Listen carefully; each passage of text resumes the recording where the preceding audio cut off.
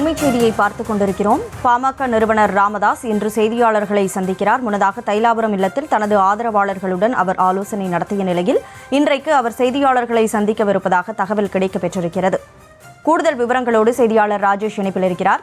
ராஜேஷ் வணக்கம். ஏற்கனவே நம்ம பார்த்தோம், பாமக கௌரவ தலைவர் ஜி.கே. மணி ராமதாஸ் தன்னுடைய நிலைப்பாட்டிலிருந்து சற்று இறங்கி வந்திருக்கிறார் அப்படின்னு நேற்று செய்தியாளர்கள் சந்திப்பில் சொல்லியிருந்தாரு. இந்த நிலையில் இன்னைக்கு டாக்டர் ராமதாஸ் பிரஸ் மீட் பண்ண போறாரு. ஸோ அன்புமணிக்கும் ராமதாஸுக்கும் இடையேயான அந்த பிணக்கு சுமூகமான ஒரு சூழலை கொண்டு வந்து நிறுத்துமா? அதுக்கான முதல் படியா இதை நம்ம பார்க்கலாமா?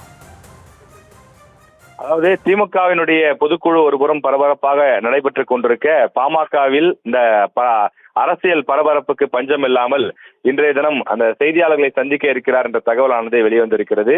குறிப்பாக ராமதாஸ் அவர்களுடைய ஆதரவாளர்களும் தொடர்ந்து தைலாபுரம் தோட்டத்தை நோக்கி காலையிலிருந்தே வந்த வண்ணமாக இருக்கின்றார்கள். வழக்கமாக வியாழக்கிழமைகளில் மட்டும்தான் செய்தியாளர் சந்திப்பை டாக்டர் ராமதாஸ் நடத்துவது வழக்கம். ஆனால் இன்று வழக்கத்திற்கு மாறாக திடீரென ஞாயிற்றுக்கிழமை செய்தியாளர் சந்திப்பை அவர் கூட்டியிருக்கின்றார்.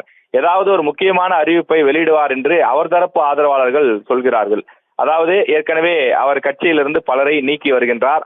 அதே நேரத்தில் அன்புமணி அவர்கள் தரப்பிலிருந்து அவர் நீக்கக்கூடிய அந்த அறிவிப்பு என்பது செல்லாது. ஏனென்றால் கட்சியினுடைய தலைவர் நான் தான், எனக்குத்தான் கட்சியிலிருந்து ஒருவரை நீக்குவதற்கோ புதிதாக ஒருவரை சேர்ப்பதற்கோ அதிகாரம் இருக்கிறது.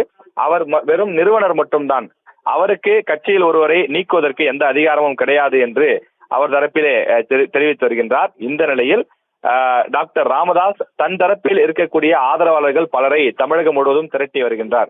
குறிப்பாக யார் யாரெல்லாம் தன்னோடு நிற்கிறார்கள் என்பதை கடந்த 8 நாட்களுக்கு மேலாக பல்வேறு ஆலோசனை கூட்டங்களை நடத்தி அவர் கண்டறிந்தார். அதன் பிறகு கட்சியிலிருந்து பல்வேறு காலங்களில் முக்கிய பொறுப்புகளிலிருந்து வெளியேறியவர்கள், வெவ்வேறு கட்சிகளுக்கு சென்றவர்கள், வேறு சில அமைப்புகளை தொடங்கியவர்கள் என்று பாமகவிலிருந்து பிரிந்து சென்றவர்களுக்கு தொலைபேசி வாயிலாக அழைத்து, நீங்கள் மீண்டும் வாருங்கள், கட்சியை நாம் பலப்படுத்துவோம் என்று பாமகவிலிருந்து நீக்கப்பட்டவர்களை அழைத்து அவர்களை உள்ளே சேர்த்து பலம் சேர்த்து வருகின்றார்.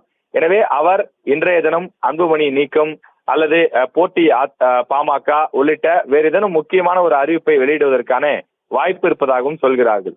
அதே நேரத்தில் நேற்று பாமகவினுடைய கௌரவ தலைவர் ஜி.கே. மணி செய்தியாளர்களை சந்திக்கும் போது டாக்டர் ராமதாஸ் தற்போது சற்று இறங்கி வந்திருக்கிறார் என்ற ஒரு கருத்தையும் குறிப்பிட்டார்.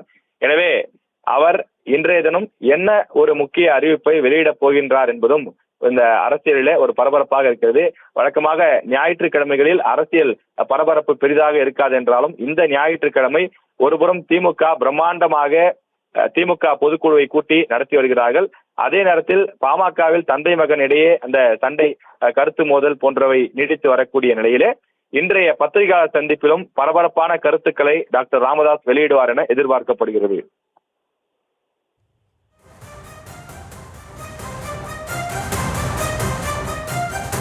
விவரங்களை வழங்கியதற்கு நன்றி ராஜேஷ்.